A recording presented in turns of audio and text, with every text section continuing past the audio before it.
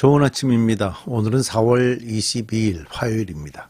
즐겁고 감사한 하루 되시기 바랍니다. 먼저 광고 하나 드립니다. 내일부터 오늘까지 누가복음이 끝이 나게 되고요. 한 2달 이상 했죠. 그리고 이제 내일부터는 우리가 아가서 말씀을 듣게 됩니다.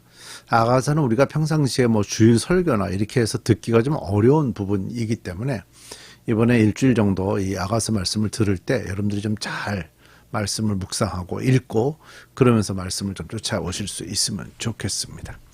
자, 오늘 이제 누가복음 마지막 말씀, 누가복음 24장 36절부터 53절까지 말씀인데요. 지난 주일날 제가 부활주일날 드렸던 그 말씀부터 오늘까지 말씀이 이어져 있어서 그 이어져 가는 내용들을 함께 보시면 훨씬 더 말씀을 이해하시는 데 도움이 됩니다. 주일날 제가 드렸던 말씀 중에 내용이 어떤 거였는가 하면 여인들이 무덤에서 예수님을 찾고 있을 때 천사들이 예수님이 부활하셨다는 것을 알려줬죠. 그런데 그 얘기를 들은 여인들 마음에도 좀 확신이 없었고요. 또 그 천사들의 얘기를 제자들에게 전달해 줬는데 제자들의 마음에도 역시 확신이 없었던 것 같습니다. 이제 그렇게 얘기가 된 다음에 그 중에 두 사람의 제자가 엠마오로 출발을 했죠. 어제 말씀입니다. 그 엠마오로 출발을 해서 그들이 이제 걸어가는 과정에 저녁이 다 되었을 때 부활하신 예수님을 만나게 됩니다. 그 사람들은 그분이 부활하신 예수님인지 몰랐죠.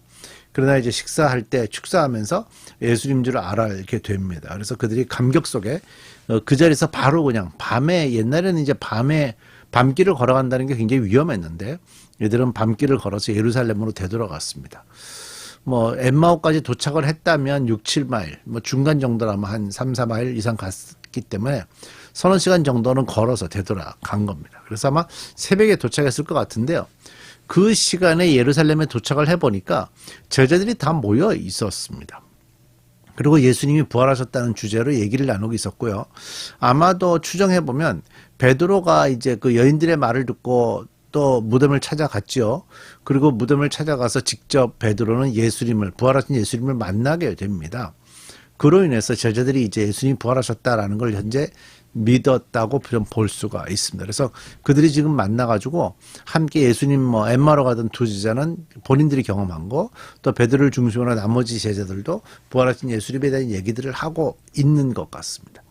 바로 그 다음 내용입니다. 그래서 36절에 보면 그들이 이런 이야기를 하고 있을 때에 제가 지금 말씀드린 것처럼 부활에 대한 얘기를 베드로를 통해서 엠마오로 가던 제자들을 통해서 제자들이 모여서 얘기하고 있을 때 늦은 밤 새벽이거나 이른 새벽이거나 이렇게 늦은 밤 이때쯤으로 보여줄 때 예수께서 몸소 그들 가운데 들어서서 너에게 평화가 있기를 하고 말씀하셨다.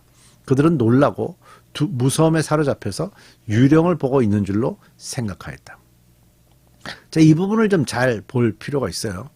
이런 얘기를 하고 있을 때 예수님이 그들 가운데 들어오셨습니다. 이 모습이 너무 놀라서 그들은 유령을 보고 있는 줄로 생각했다라고 성경이 기록이 되고 있죠. 이들은 그래도 예수님이 자기들 스승이시고 이제는 예수님이 부활하셨다는 얘기를 듣고 함께 기뻐하고 있었는데 왜 이렇게 유령인 줄로 생각하고 두려워했을까? 일단 사고방식 속에서 기본적으로 사고방식 속에서 죽은 사람을 볼 수 있다는 것에 대한 두려움, 그게 기쁨이라기보단 두려움 이런 거였을 거예요. 지금도 누가 죽었는데 그 사람이 꿈에만 보여도 깜짝 놀라지 않습니까? 그런 비슷한 거. 세상에서 준 세상의 가치관을 가지고 보고 있는데 세상의 가치관이 아니라 새로운 어떤 모습을 보게 될 때 가지는 두려움. 또 하나는요. 그 당시 그 예수님이 거기 들어오시는 방식이 누군가 문을 열어줘서 문을 통해서 들어온 것이 아니고 그냥 갑자기 그 자리에 서 계셨던 겁니다. 갑자기. 제자들 눈에 갑자기 보였다라는 거거든요. 그 엠마오로 가던 제자들이 함께 식사할 때 예수님이 축사해 주셨잖아요. 그리고 나서 눈을 떠보니까 예수님이 없었다고 그랬죠. 그런 식인 겁니다. 그러니까 부활하신 예수님의 몸이 어떤 몸인가 하는 걸 좀 우리가 알 수 있는데 우리와 같은 육체적인 몸도 있고요.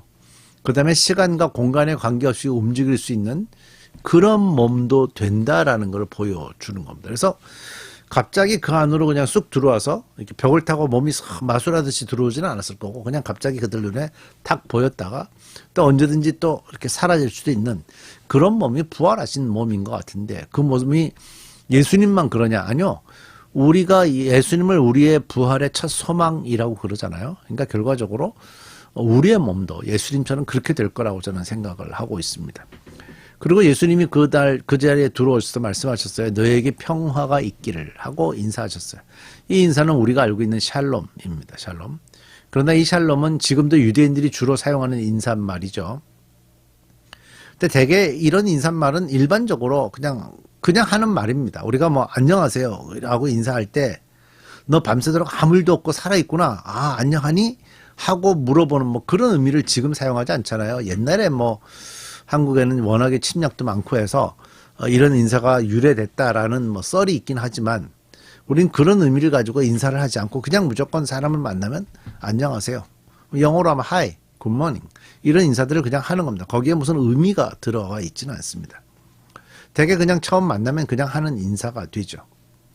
그런데 예수님이 이날 아침에 하셨던 샬롬, 원래 이 샬롬이라는 말은 평화라는 의미가 있으니까 예수님이 이날 하셨던 샬롬은 훨씬 더 풍성한 은혜가 있는 샬롬이었어요. 지금 제자들이 몰래 모여서 예수님의 죽으심과 또 예수님의 부활에 대해서 얘기를 하면서 두려워하면서 또 불안해하면서 모여 있을 때 예수님 오셔서 샬롬, 그들에게 너에게 평안이 있을지어다. 너에게 평화가 있기를. 이 말씀은 그들에게 정말 평안을 주셨을 거라고 생각합니다. 자, 38절. 예수께서는 그들에게 말씀하셨다. 어찌하여 너희는 당황하느냐? 어찌하여 마음에 의심을 품느냐?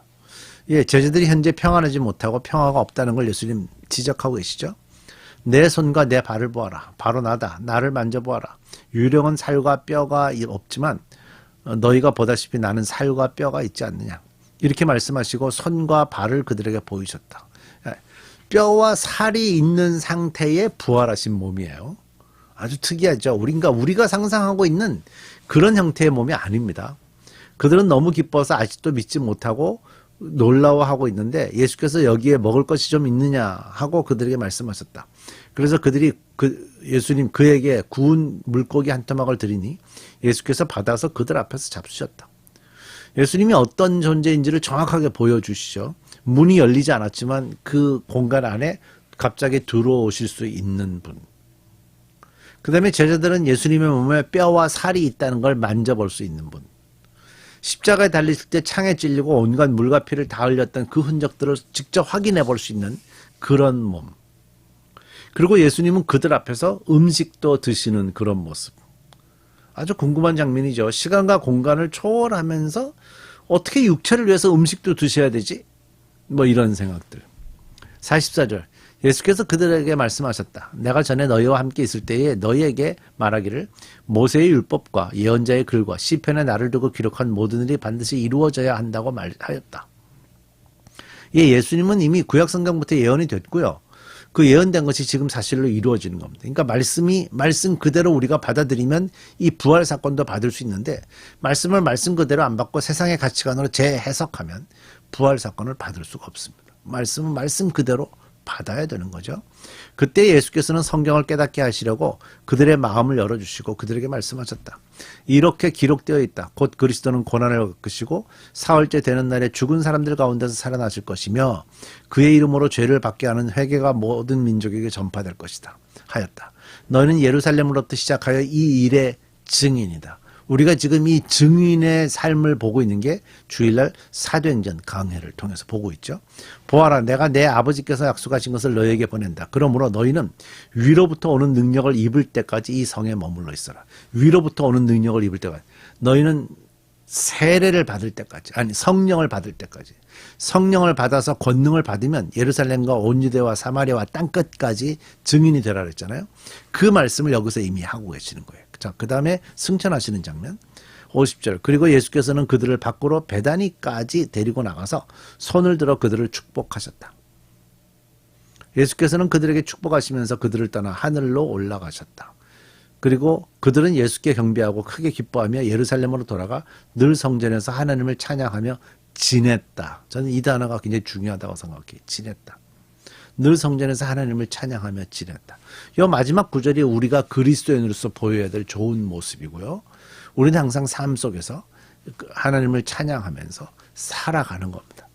뭐 특별한 사명을 감당해야 되고 어떤 역사를 이루어야 되고 어떤 꿈을 이루어야 되고 그런 얘기 아니고 늘 성전에서 하나님을 찬양하며 지내는 게 중요합니다. 그래야 그 성에서 받게 될 하나님의 성령의 복을 받게 되고 성령의 충만함을 받을 때 권능을 받아서 복음의 증인으로 살아갈 수 있습니다. 누가복음은 이렇게 해서 사도행전으로 넘어갈 준비를 여기서 하고 있는 거예요. 시즌2 그게 사도행전이 되는 겁니다. 우리 기도하십시다. 하나님, 예수님을 보내셔서 우리에게 부활의 기쁨을 허락하시고 우리가 이제 부활의 증인으로 살 수 있도록 허락하셨습니다. 이 땅에 살 때 우리가 부활을 증거하게 하시고 부활을 증거할 때마다 성령님의 능력으로 증거할 수 있는 믿음의 사람으로 살아가게 해 주옵소서. 예수님의 이름으로 기도드립니다. 아멘.